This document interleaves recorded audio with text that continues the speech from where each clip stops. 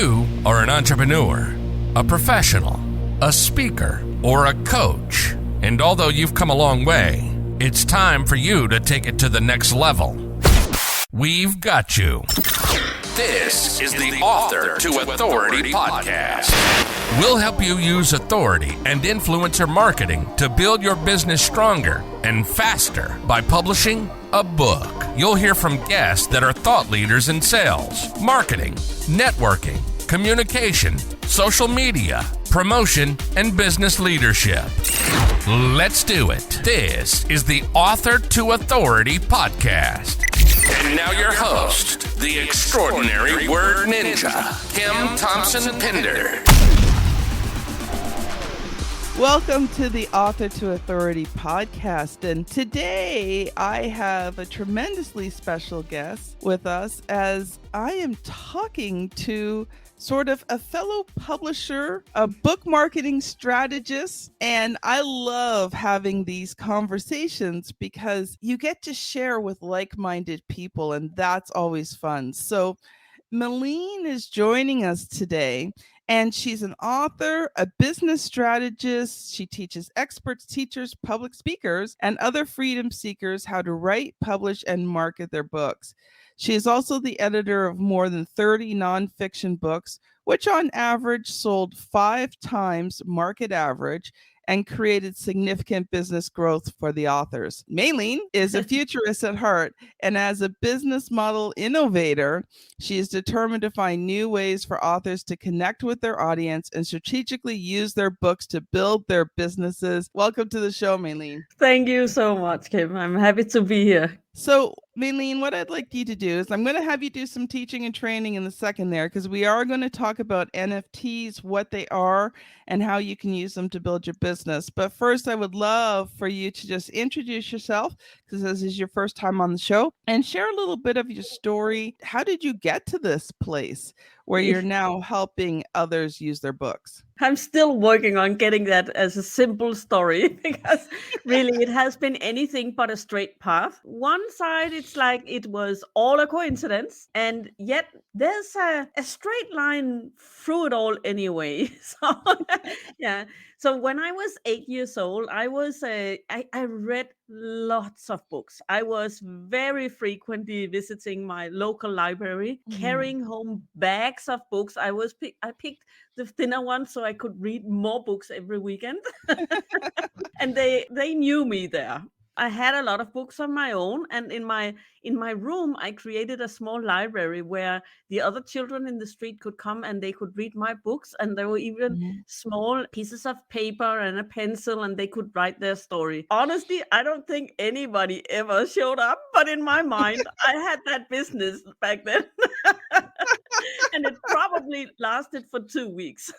But anyway, it's just to tell you that books has been a part of my DNA, but my career path was completely different. I am not as many who are teaching how to publish books or how to write book or are book editors. They have a more journalism related background.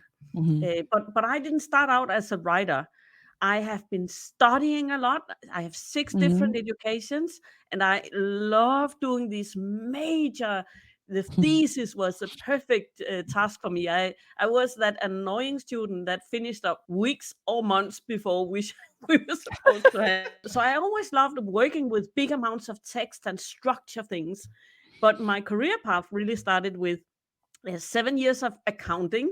I knew very quickly I'm not going to stay here, but it was I worked with entrepreneurs, and they needed a lot more than accounting. So I actually learned a lot, and I was young, learning economics. You can always use that, right? Then in the 90s, we all had to learn how to use a computer. And in Denmark, I think even maybe Europe, we have something we call a computer driver's license. 7 modules, learning how to use Excel, PowerPoint, Word, operation systems, how to use the internet. There was a course in that back then. all of that, I was not an IT geek, but I was one of the first who was teaching it. So I was learning the night before, and it was okay because nobody else knew anything.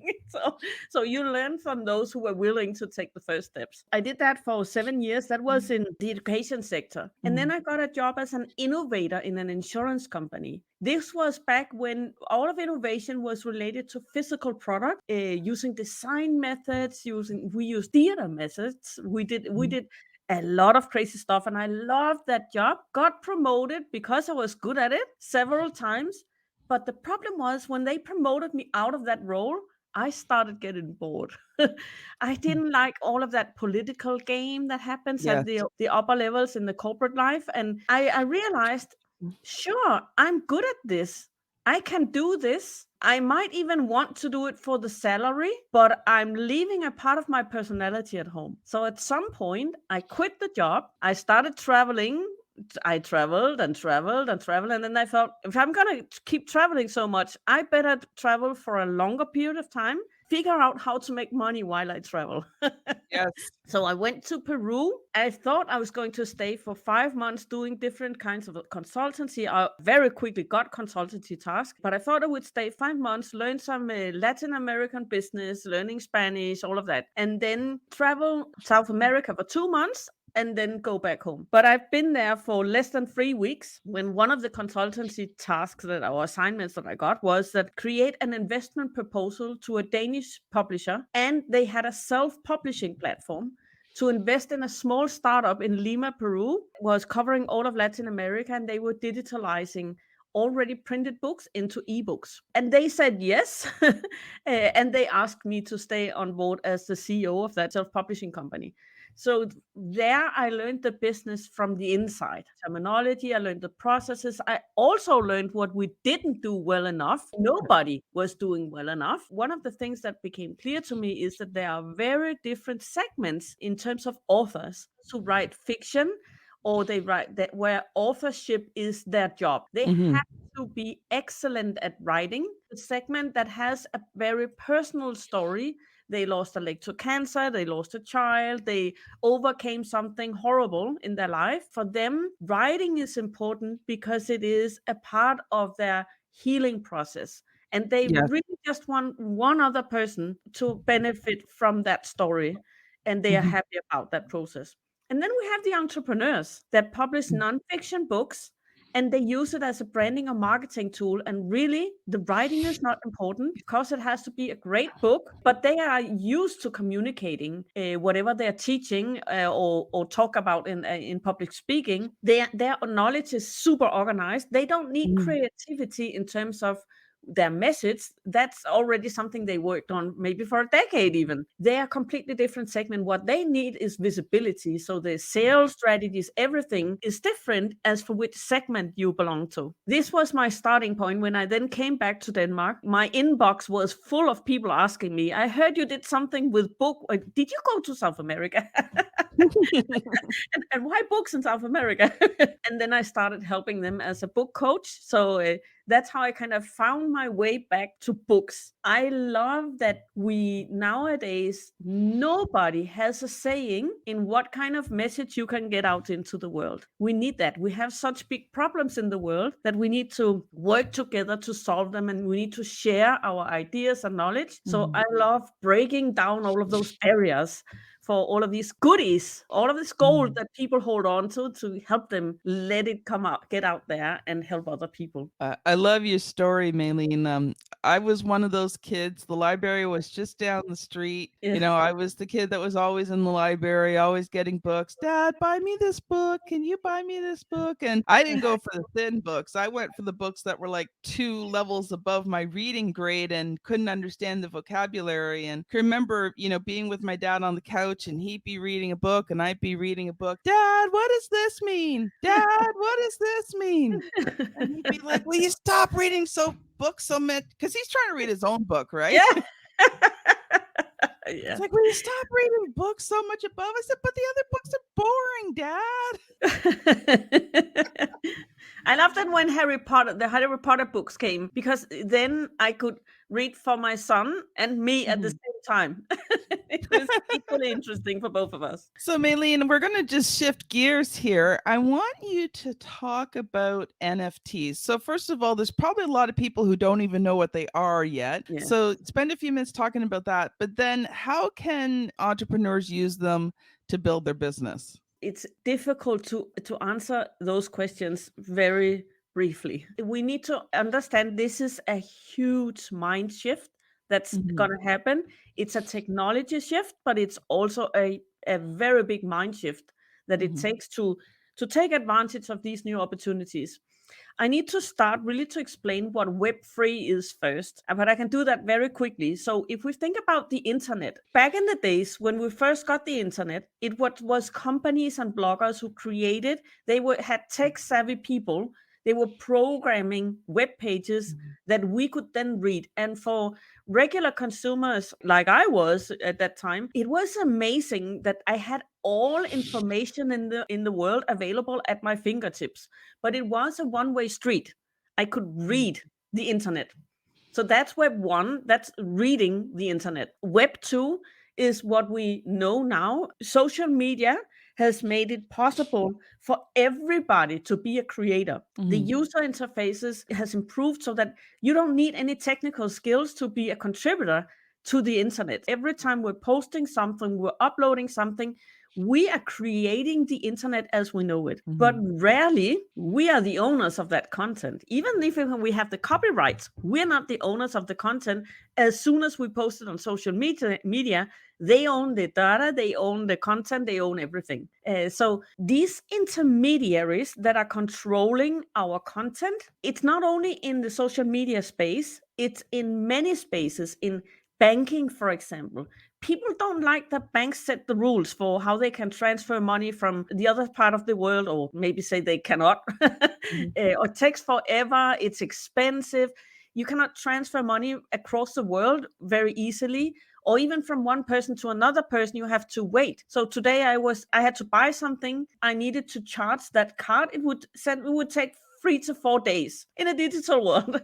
So we don't like these intermediaries. We don't like that Facebook owns all our data. We don't like that publishers get to decide which books can come out in the market or not. They cannot anymore, but they could for the longest time. So these intermediaries, bigger centralized entities with really very few, if you think about it, even globally, how few people are in fact really making the decisions about how society works. Dissatisfaction with who is in power is increasing rapidly. And it's connected to, at the same time, in parallel with the development of the internet as we know it, in parallel, since the beginning of the 80s, there were pioneers, geeks in the basement, who were developing blockchain technology. And Web3 is blockchain technology. Unfortunately, many think the first thought is something with crypto, speculation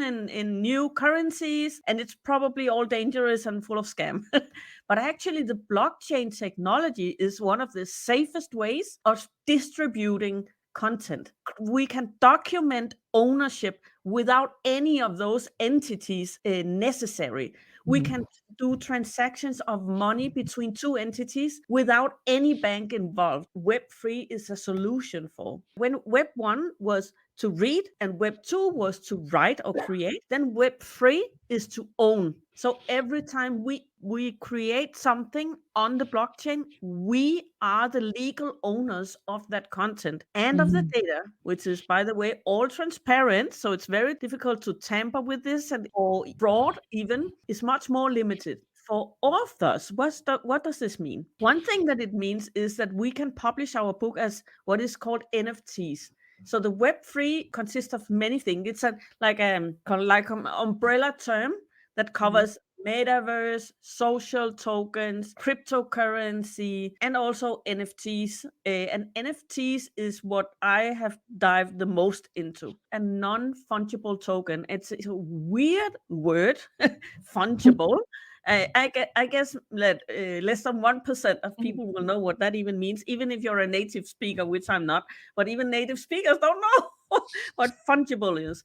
What it really means, we will get other terms that people can easier understand, I'm sure. but right now it's called an NFT, non-fungible token. Fungible means that if I offer you $10 bills, and say, well, do you want $1? You don't care which one you get. They have the same value. They can do the exact same thing. They are not individually. It doesn't make a difference which one you own. But if it's non-fungible, they're all unique. They would all be registered individually on the blockchain. Each would have their own block on the blockchain. A blockchain is a chain of blocks. So every time we create something, we have a transaction about something, we're creating a new block on the blockchain, and it just becomes longer and longer and longer. And this means that even if you publish your book as an NFT, for example, maybe you want to offer, you decide, do I want to offer an unlimited amount of NFTs for this book? Or do I want to have another strategy that says, man, I think maybe 5,000 people would be interested, but I'm only going to offer 100 and make it more like an auction. And I will have a strategy to raise the value of that so that when they trade it, the value will go up. One of the great things that an NFT can do is that if I sold it as an NFT book, I would get my royalty the first time the book is sold from me directly to the reader. But I would also be able to get royalty when they trade it among each other. So this is like in perpetuity, I would still benefit from this book. At the same time, I can make it a limited amount of books. So we come back to some of the more old-fashioned strategy with first editions, and we can think completely different strategies around this when we are the actual owners of the book. So you can say we're also still the owners when we publish on Amazon. I still own that book 100%, but the system is defined by somebody else. They determine the royalties. They determine which, if I need to offer exclusivity to get into KDP Select or not. They determine all of the rules. But in NFT, in Web3 and with the NFTs, we set the rules. And we get customer data. So when I sell books on Amazon, well, some people say that, how do I even know the numbers are true? That they just tell me what is sold or how many is sold, but I don't know who that covers. So how do I know that's true? I think they need to protect their brand. So I'm sure the numbers are true. I get accumulated level of data. I don't know who exactly bought my book, and I have zero possibilities to connect with them, only through the book, but not directly to the buyer. Yes. You can do that with the NFT. You would be able to know exactly who at this point has the 100 books that I published as NFTs. Even if they sold it again, I will still be able to know who has it now. And then I need to correct myself a little bit because I don't actually necessarily know who, but I know their wallet address, not their email, but I know their wallet address. So in their wallet, they have my NFT. And if I want to, I can send them the next chapter of my book to that wallet address. Even though I don't know who it is, I can still send them it's called airdropping. I can airdrop a chapter of the next book, or I can drop other pieces of content like a video course. Maybe I'm creating a course that's called NFT for Authors. I could drop that to the people who purchase the book. Doing so, I might create an expectation among my NFT holders. Malene, she's pretty cool. I think there's going to come more to me. So I'm going to hold on to this NFT because the value will go up, either because I want to sell it and I think the value will go up, or because I don't want to miss out on what I get because I'm an NFT holder. It's a mix of like shares. It's an investment, like a share is an investment. You could buy stock and that would be quite similar. It's also a little bit like a loyalty program. You can earn points in certain bookstores that hosts NFT books. You can earn NFT points for reading so that you can buy something more. You can trade them. And it's also a token is like a key. So it gives you access to something. So I could on my website create that course or have a community on my website. And the only way to get in there is that you are an NFT holder. So what you would do is to paste your wallet address and it will look up in your wallet, do you own that my NFT or not? If you do, you get access. If you don't get access. So these are some of the things an NFT can do. You can use them for voting power. For example, we could vote about which which book should I write next? This one or this one, or which Yeah. front page do we like? This one or this one? Mhm. Which cover? Um, do we want to let 100 people buy the next book or 1,000 people? What should my strategy be? You could let people vote if you take it to the extreme. You could even allow these NFT holders to be part of what is called a DAO, a decentralized atomic organization, and allow them ownership to the book itself. If you imagine, there's still some technical issues in actually implementing that. I'm sure that will be possible really soon. So you could say that my next book, my newest book that's just coming out these days, I have a mission with this book. I want to change what publishing is for authors. So Yeah. I could go the traditional way and say, this is my book. I'm the one who's supposed to profit the most from it, and I will do the marketing, and I will create all of these traditional channels. That's one perfectly fine strategy. But I could also have chosen to say, I'm going to find 1,000 people who share my idea of what publishing should look like, Mhm. and I'm going to sell them an NFT, and then we're going to split the royalties from this book. This would mean that I would have 1,000 people who were NFT holders and who had an interest in the value Yeah. of that to go up. So what would they do? They would market the book. This is ownership and have a direct connection between the creator and the NFT holder or reader. Wow. Wow. Okay, it's gonna take a while to wrap my brain around that one. We may have you back at another time to go into that a little bit further, but thank you. That gave us a really good basic for it. We're going to slightly switch gears because we've only got a few minutes left. You've been the editor of more than 30 nonfiction books, and you've written your own books as well. Is that correct? Yes. So, first of all, tell me about some of the books that you've written. Well, they are all nonfiction books. They are all nonfiction books. They are all entrepreneurs who use it as a branding and marketing tool. Yes, we want to have as many books out there as possible, but we are less concerned about the profit on each book as we are with the visibility. We want it to get out there. So, for example, we use strategies also that will allow us to get it into the hands of more people, maybe even sacrificing sometimes profit. So what we do is we create a system where the book is the centerpiece of their business. So Yes. the book is what gives them the opportunity to do public speaking, but it also goes the other way around. They sell books while they do public speaking. So it kind of Yeah. go both ways. I was actually interested in books that you've written yourself. Okay. My first book was called Marketing Made Human. That was a book I wrote because I saw human marketing is going to be a huge topic. So riding those waves, what is coming next? It's very much in my nature. That's why I worked in innovation before. That's why I Yeah. taught IT, where I had to learn it the day before, right? I like doing that for myself. But also, what I realized was that many of these course creators that I was working with, they were not fans of marketing and selling.